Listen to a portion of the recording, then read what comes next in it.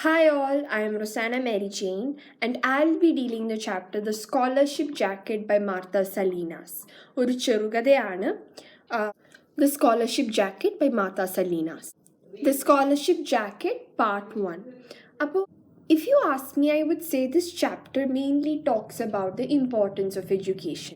ഈ ഒരു ചെറുകഥ ഈ ഒരു ചാപ്റ്റർ പ്രധാനമായും വിദ്യാഭ്യാസത്തിൻ്റെ പ്രാധാന്യത്തെക്കുറിച്ചാണ് സംസാരിക്കുന്നത് അല്ലെങ്കിൽ പറയുന്നത്.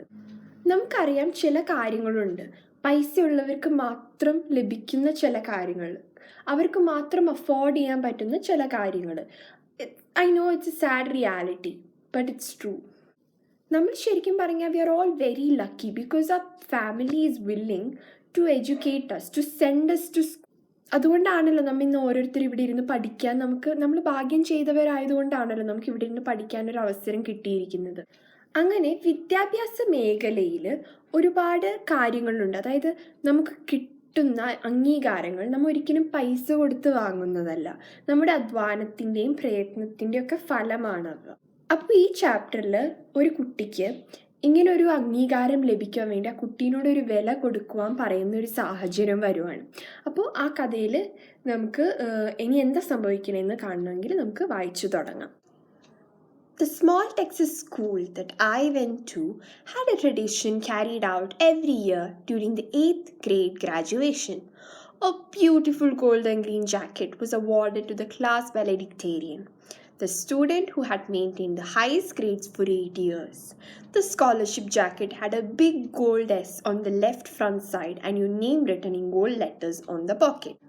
അപ്പോൾ ഇവിടെ നമ്മൾ കാണുന്ന ഒരു ട്രഡീഷനെ കുറിച്ചാണ് ഇവിടെ പറയുന്നത്. സ്മോൾ ടെക്സസ് സ്കൂളിലൊരു ട്രഡീഷൻ എന്ന് പറഞ്ഞാൽ ഒരു പാരമ്പര്യം, വർഷങ്ങളായിട്ട് തുടർന്നു കൊണ്ടിരിക്കുന്ന ഒരു പാരമ്പര്യം. അപ്പോൾ എന്താണ് ആ പാരമ്പര്യം? 8 വർഷത്തേക്ക് നല്ല മാർക്കോടെ പാസ്സാവുന്ന അല്ലെങ്കിൽ ഹയസ്റ്റ് മാർക്കോടെ പാസ്സാവുന്ന കുട്ടി, അതായത് ക്ലാസ് വാലഡിക്റ്റേറിയൻ എന്ന് പറയുന്ന കുട്ടിക്ക് ഒരു സ്കോളർഷിപ്പ് ജാക്കറ്റ് കൊടുക്കുന്നതായിരിക്കും. ഓക്കെ, അപ്പോൾ ട്രഡീഷൻ. അപ്പോൾ ആ ജാക്കറ്റ് എങ്ങനെയായിരുന്നു? എന്ത് ജാക്കറ്റ് ആയിരുന്നു? So how do you describe the jacket? The scholarship jacket had a big gold S on the left front side and your name written in gold letters on the pocket. ഒരു വലിയൊരു S letter ഉണ്ടായിരുന്നു. അതുപോലെ തന്നെ നമ്മുടെ പേര്, ആ കുട്ടിയുടെ പേര്, കിട്ടുന്ന കുട്ടിയുടെ പേര് ആ പോക്കറ്റുമ്പോൾ ഗോൾഡ് ലെറ്റേഴ്സിൽ എഴുതിയിട്ടുണ്ടാവും. അപ്പോൾ ഈ എസ് എന്തിനെയാണ് സൂചിപ്പിക്കുന്നതെന്ന് ചോദിക്കാം. What do you think the letter S on the jacket represent? അപ്പോൾ പറയാം, the letter S on the scholarship jacket represents the word scholar. My oldest sister Rosie had won the jacket a few years back, and I fully expected to also. I was 14 and in 8th grade. I had been a straight A student since the first grade, and this last year had looked forward very much to owning the jacket. My father was a farm laborer who couldn't earn enough money to feed 8 children, so when I was 6, I was given to my grandparents to raise. മാർത്തയും ഈ scholarship jacket കിട്ടാൻ ഒരുപാട് ആഗ്രഹിച്ചിരുന്നു. മാർത്തയുടെ ചേച്ചിക്ക് ഇത് കിട്ടിയിട്ടുണ്ട്. അതുപോലെ തന്നെ അവർ പാവപ്പെട്ട ഒരു കുടുംബത്തിലായിരുന്നു. അച്ഛൻ കൃഷിയൊക്കെ ആയിട്ട് പോവാണ്.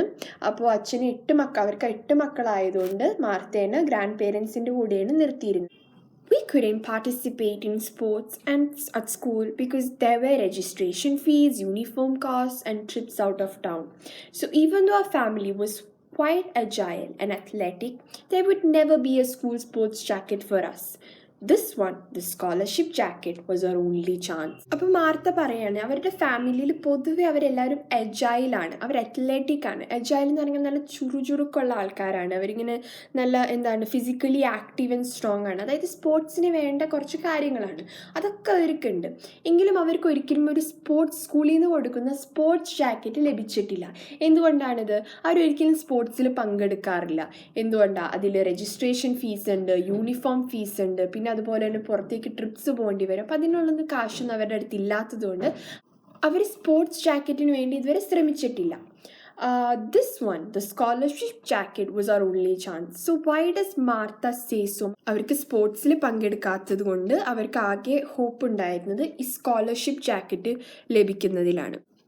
In May, close to graduation, spring fever had struck as usual with a vengeance.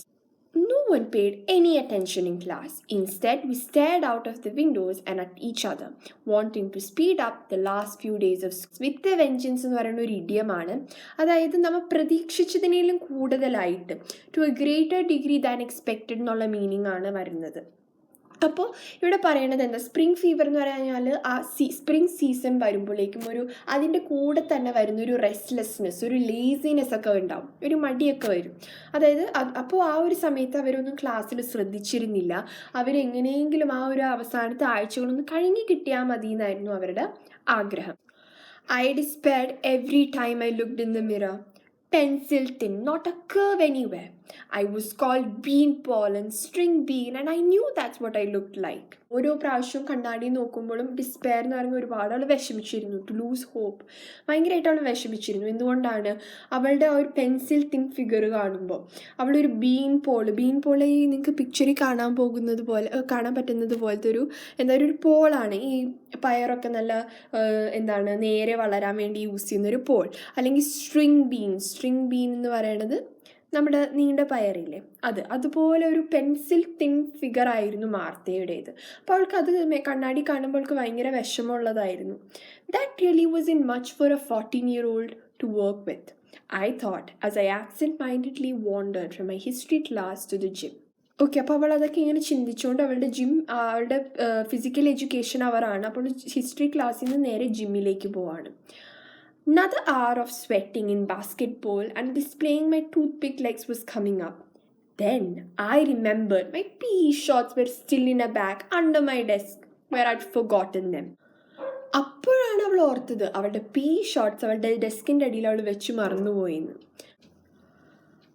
I had to walk all the way back and get them. Coach Thompson was the real bear if someone was interested for PE. She had said I was a good forward and even tried to talk Grandma into letting me join the team once. Of course, Grandma said no. അപ്പോൾ എന്താണ് ഇവിടെ പറയുന്നത്? Coach തോംസനെ കുറിച്ച് പറയേണ്ടത്, അതായത് PE അവറാണ്. She's expected to be in her PE clothes. അത് ഇട്ടിട്ടില്ലെങ്കിൽ കോച്ച് തോംസൺ വഴക്ക് പറയും. അപ്പോൾ അവൾക്ക് തിരിച്ചു പോകണമായിരുന്നു. പിന്നെ കോച്ച് തോംസൻ്റെ മറ്റൊരു കാര്യം എന്ന് പറഞ്ഞാൽ, കോച്ച് തോംസൺ പറഞ്ഞിട്ടുണ്ട് മാർത്ത നല്ലൊരു കഴിവുള്ള കുട്ടിയാണ്, അപ്പോൾ ടീമിൽ ജോയിൻ ചെയ്യാൻ വേണ്ടി അവളോടും പറയും, അവളുടെ ഗ്രാൻഡ്മയോടും കൺവിൻസ് ചെയ്യാൻ ശ്രമിച്ചിട്ടുണ്ട്. But grandma obviously said no. Now, I was almost back at my classroom door when I heard voices raised in anger as if in some sort of argument. I stopped. I didn't mean to eavesdrop. I just hesitated, not knowing what to do. I needed those shots and I was going to be late, but I didn't want to interrupt an argument between my teachers. I recognized the voices. Mr. Schmidt, my history teacher, and Mr. Boone, my math teacher. They seemed to be arguing about me. I couldn't believe it. I still remember the feeling of shock that rooted me flat against the wall, as if I were trying to blend in with the graffiti written there. Okay, അപ്പോൾ ഈ ഒരു പാരഗ്രാഫിൽ നമുക്ക് ഒരുപാട് new words കാണാൻ സാധിക്കും. എന്തൊക്കെയാണത്? Argument എന്ന് പറഞ്ഞാൽ എന്താണ്? A conversation in which 2 or more people disagree, often angrily.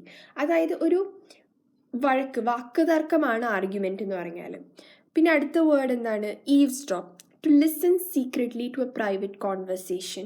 അതായത് ഒളിഞ്ഞി കേൾക്കാന്ന് പറയില്ലേ, ആ ഒരു അർത്ഥമാണ് ഈവ്സ്ഡ്രോപ്പിന്. Hesitated, pause before doing something. ഇവിടെ I refuse to do it. I don't care who her father is. Her grades don't even begin to compare to Martha's. I won't lie or falsify records. Martha has a straight A+ average and you know it. That was Mr. Schmidt and he sounded very angry. Mr. Boone's voice sounded calm and quiet. Look, Joanne's father is not only on the board, he owns the only store in town. We could say it was a close tie. And അപ്പോൾ Martha ആദ്യം കേൾക്കുന്നത് mister ഷ്മിത്തിൻ്റെ സൗണ്ടാണ്. അപ്പോൾ mister Schmitt പറയുവാണ് ജോആൻ്റെ മാർക്കും മാർത്തയുടെ മാർക്കും തമ്മിൽ compare ചെയ്യരുത്. I won't falsify records. Falsify എന്ന് പറഞ്ഞാൽ ടു മേക്ക് സംതിങ് ഫോൾസ്, എന്തെങ്കിലും തെറ്റായിട്ട് പ്രസൻറ്റ് ചെയ്യാമെന്നുള്ള അർത്ഥമാണ് വരുന്നത്. അതായത് മാർക്ക് കൂട്ടിയും കുറച്ചും മാർത്തയുടെ മാർക്ക് കുറച്ച് കാണിക്കുക, അതാണ് ഇവിടെ ഉദ്ദേശിക്കുന്നത്. അപ്പോൾ മിസ്റ്റർ ബൂൺ പറയുവാണ്, Joanne's father is not only on the board, he owns the only store in town. എന്തിനാണ് മാർത്തയ്ക്ക് കൊടുക്കാതെ ജോആന് കൊടുക്കണത്?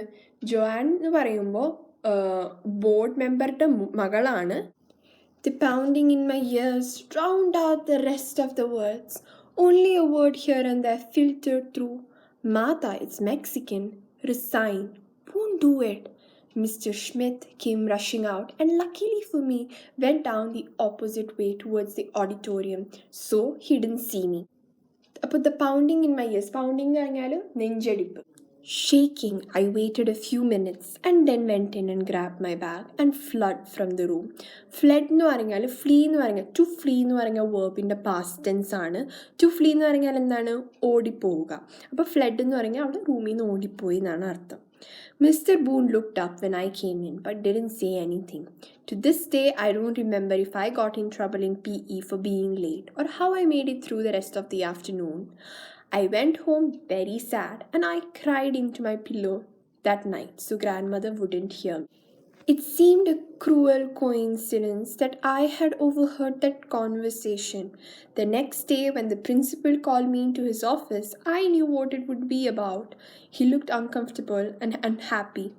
I decided I wasn't going to make it any easier for him, so I looked him straight in the eyes. He looked away and fidgeted with the papers on his desk. We come across two new words, coincidence and fidgeted. അപ്പോൾ coincidence എന്ന് പറഞ്ഞാൽ എന്താണ് അർത്ഥം? നിമിത്തം. Fidgeted എന്ന് പറഞ്ഞാലോ to keep moving your body because you are nervous ഇങ്ങനെ. അപ്പോൾ നെക്സ്റ്റ് ഡേ പ്രിൻസിപ്പൾ വിളിപ്പിച്ചു അതിനെക്കുറിച്ച് സംസാരിക്കാനാണെന്ന് മാർത്തയ്ക്ക് മനസ്സിലായി.